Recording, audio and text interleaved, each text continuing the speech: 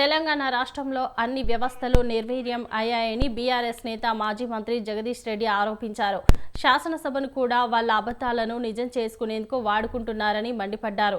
Speaker కూడా వారిని rules తెలియజేసే ప్రయత్నం చేయడం లేదన్నారు. లగచర్ల రైతుల సమస్యపై చర్చించడానికి సమయం అడిగామని కానీ స్పందించలేదన్నారు. రైతుల సమస్య కంటే టూరిజం ఎక్కువైందని విమర్శించారు. కేవలం ఢిల్లీ, జైపూర్, కొరియా వెళ్లే దానిపై శ్రద్ధ ఉందని ఆగ్రహం వ్యక్తం చేశారు.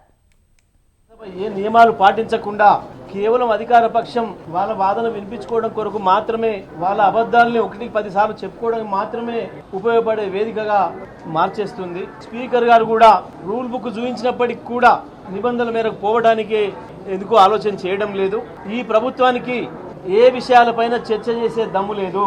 ప్రతిపక్షంగా మేము అడిగినాం, లగచర్ల రైతులు 15 రోజులుగా జైల్లో ఉన్నారు. ఆసుపత్రికి అంబులెన్స్ లో తీసుకుపోవాల్సిన రైతులను బేడీలేసి తీసుకుపోతున్నారు.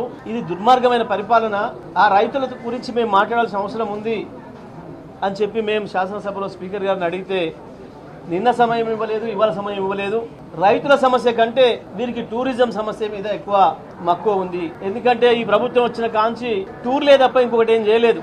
అయితే ఢిల్లీ టూర్లు, లేదంటే జైపూర్ టూర్లు, లేదా కొరియా టూర్లు, ఈ టూర్లు తప్ప ఈ ప్రభుత్వానికి ప్రజల పట్ల ఏమాత్రం సోయి లేదు.